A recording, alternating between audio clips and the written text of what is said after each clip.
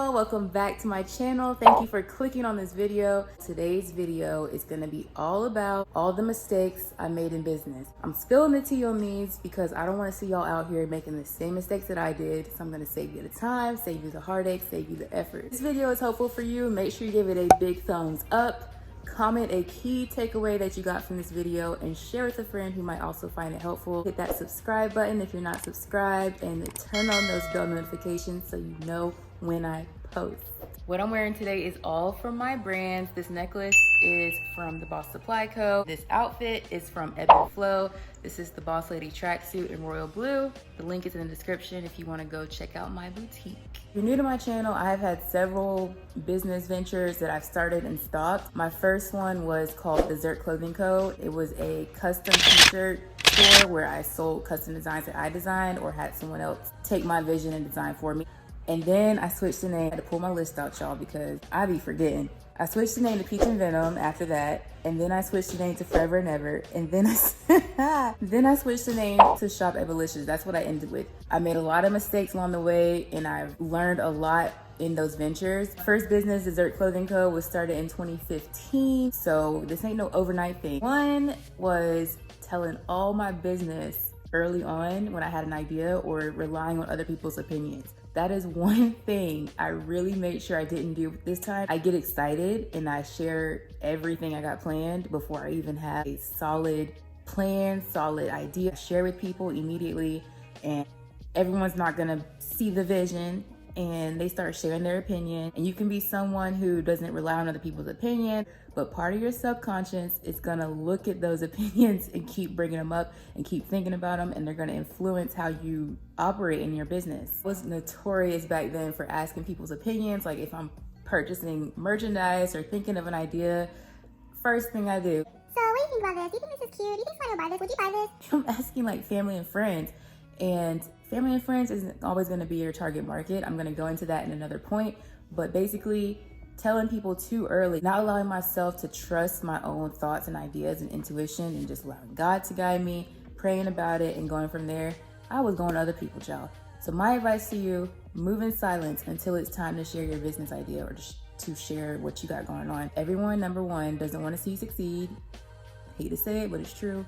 Number two, everyone's gonna have their own opinions. Number three, just because when you tell people, it becomes more about them. You told one person and they're gonna ask you about it later, so you kind of do it for them. You no longer are doing this for yourself. And in business, you have to be doing it for yourself and for your own intrinsic value. Like if it's just for money, if it's just for fame, it's not gonna be an overnight thing for you. I mean, it's not gonna be overnight.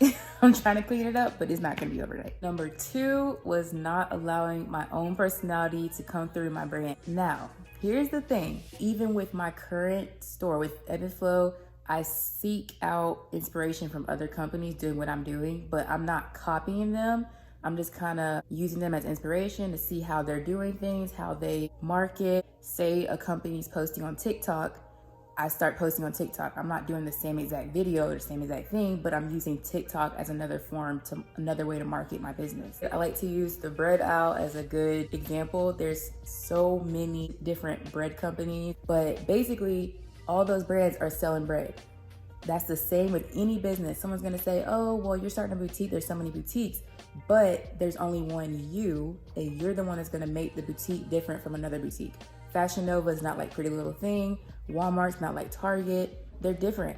You have to put your own personality into it. Make it different. Don't see one brand doing something and they're successful and just take on everything they do, because at the end of the day, they've built up their own customer base. People come to them for the same reason. A lot of these boutiques, Instagram boutiques, sell the same pieces, but everyone has a preference as far as which one they want to go to. My advice to you is let your personality shine. Don't look too much at other people when you're planning things, especially in the early stages, because you'll start to copy them. That's what I was doing in the past, looking at other people and kind of seeing what was trending and making my brand similar to that. So, because I want to be trending, obviously. It wasn't always me. So it took me a lot of time to really think of what to do, what to say, what was next, because I wasn't allowing myself to come through in my brand. Date number three was giving up when I wasn't seeing a lot of money come in. You have to understand that entrepreneurship isn't an overnight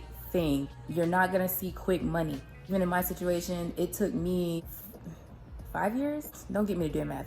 5 years to make mistakes, to learn, to fail, to grow, just to get to the point where I'm at now. Moon Cosmetics, she made $1 million in like 7 minutes, but she had been in business for like 5 years herself. This is gonna be 2-in-1 points. Don't compare yourself and don't give up when you don't see consistency. It's gonna take a minute for you to really get the swing of things and learn and understand and grow and go from there. If you're not making like 10 sales in one day, that doesn't mean your business is failing. You gotta keep going. You have to try different things. You have to see what works. No entrepreneur that's really successful, really been in business for years, is gonna say they found their success overnight, because it just doesn't happen. Nobody's an overnight success. That's not real. There's always something behind it that got the person to that point. Number 4 was not planning how I'm gonna market.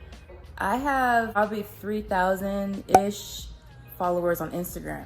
So in the past, I would say, oh, like I have so many followers on Instagram, like I'm gonna be able to sell, that'll be easy. That is not the case. You'll see celebrities or people who have millions and billions of followers on Instagram, and their businesses are not doing as well as they thought. And they probably had the same thought process, honestly. Follower counts are not an indicator of success. If you look at my boutique's Instagram, I only have like 65 followers, which is good, but it's not like millions and billions. I've told you my numbers. This is a 2-in-1 point again. Don't look at follower counts as a way to indicate how successful a business is. Don't be down on yourself if your business doesn't have like thousands of followers. Look at your numbers. What's coming into your business? How much money are you making? How many customers are coming to your store? Now, the actual point for this was I didn't plan how I was gonna market my business. I was kind of just like, oh, I'll just post on Instagram. I didn't have a schedule of this holiday's coming up, so I should probably have this kind of thing. I didn't plan anything. I was just going off the rip. It's just not strategic. You're not thinking of the outcome. You're not setting goals. You're not planning. And that's all that goes into a business. It's not something that you just wake up one day and say, oh, well, I'm gonna do this today. Sometimes you can, but you need to have some kind of idea of what you're gonna do. You don't have to get super granular and plan like heavy, but you need to have an idea. You can't just go out here and start posting stuff. Social media influencer, like I've been doing that for years, and people assume, oh, you just post on Instagram, right? Heck no. I don't. It's a lot of work. Like it takes time and effort. And if you're gonna use social media as a marketing tool, which I recommend, it's not something that you can just go into and not have any idea of what you're gonna do or what you're gonna say or how you're gonna do it. Plan how you're gonna market, what tools you're gonna use, when are you gonna send out certain messages, like what are you gonna do, email, text, all that. Think about all those things before you just jump right into it. Mistake number 5, do not market to your family and friends. They are not your target market, ever. If you're marketing to everybody, you're marketing to nobody. This used to bother me in the past. I used to think, I don't want to exclude anybody, like I want to talk to everybody. But really, you do need to have a target customer in mind. Not to say that other people won't shop at your store, but you need to have some kind of strategy behind who you're talking to so you can know. If you don't know who your person is, you're not gonna know what they care about, what's important to them, what they like, what they don't like. You're not gonna know because you're trying to talk to every single person. Your auntie is not gonna wear the same clothes as your younger sister. You gotta really think about who is your customer, and that used to be the hardest thing for me. And I'll tell y'all with Ebb and Flow, what's different is Ebb and Flow is inspired by my wardrobe. And the reason being, years ago, I used to primarily focus on posting fashion. Like I've always had a passion for fashion. I went to school for fashion. As I would post things, people would always ask me where I got certain things. I already had people wondering where I shopped. It's easier for me now in a way. It ain't easy, it's easier. Because when I'm shopping for inventory, I kind of think of, okay, what would someone like me want? What would someone like me be going through right now? What would someone like me be thinking? But you got to think about where they shop, where they eat, what they wear, where they work, how much income they're bringing in. Know and understand your customer through and through. Don't just assume you have, going back to my last point, don't just assume because you have 3,000 people following you on Instagram that all of them want to shop with you, because they don't. With Ebb and Flow, I told y'all it's inspired by my wardrobe. If people aren't already asking you where you shop, no tea, no shade, but that might not be the best tactic for you to shop based on what you will wear. Mistake number 6 Oh my gosh, I see this so often, and I did it with every single thing I offered.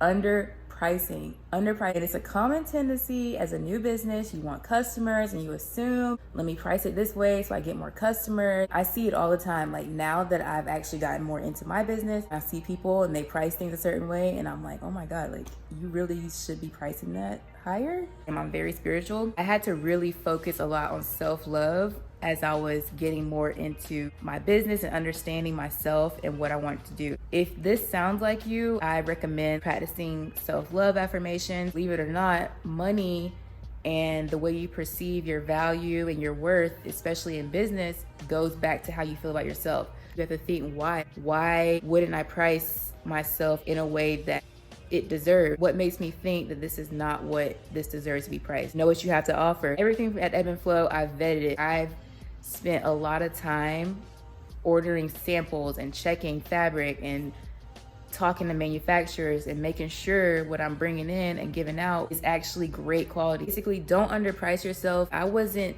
factoring in the fees of whatever platform I was using. I wasn't factoring in like time spent going to the post office and all of that. I'm not telling y'all to price your items crazy, outrageous, just to cover all those things, but keep that in mind as you are pricing. I would hope you're making sure you're selling something that's of high quality and you're proud to sell.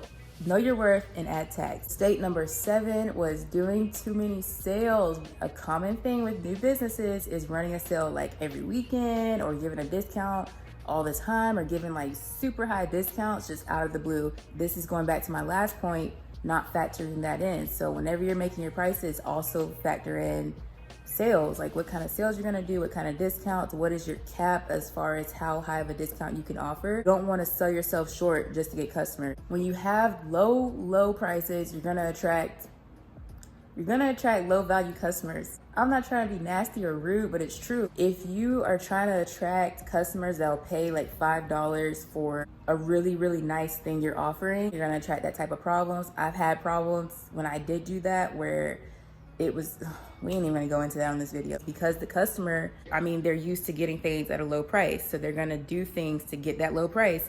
Don't run so many sales. People will start to perceive your business as needing a sale to sell. If you look at brands like Fashion Nova, I'm not saying they do that, but they offer a sale all the time.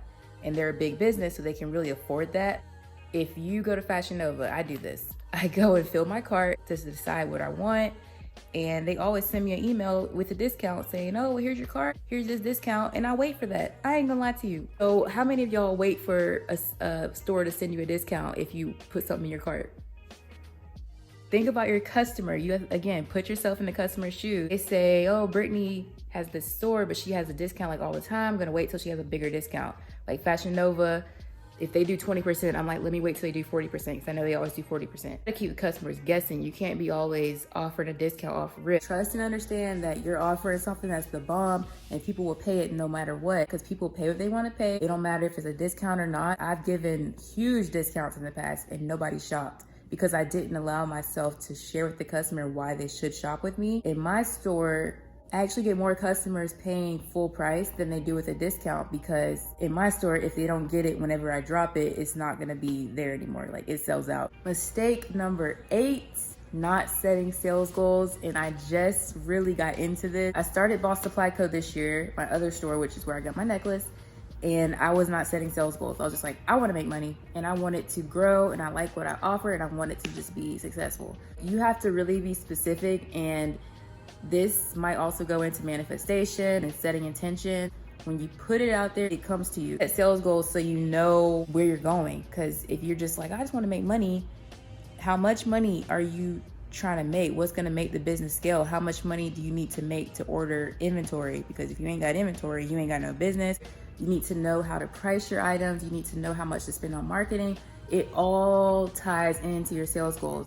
Sit down and realistically see. You can't set a sales goal of $10,000 if you only have $100 worth of inventory that is priced at, I don't know, a 50% markup, which is low. We're gonna go into that on a different video, but don't price your items at just a 50% markup. Know your sales goals, know what your numbers are, know what it's gonna take to get you to a certain point, and That's how your business is gonna keep going. Those are 8 of the mistakes I've made in business. I'm sure I'm forgetting some, and I'm sure I'm gonna make some more. That's the point of all of this.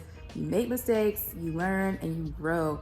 Don't hold yourself to be perfect. Nobody's perfect. You're gonna make mistakes. I'm making mistakes now, I'm sure. If this was helpful for you, make sure you give it a big thumbs up. Comment below, share with a friend who might also find it helpful. Hit that subscribe button so you know when I post. Wishing y'all much success in your businesses. Thank y'all for watching. I will talk to y'all soon. Bye.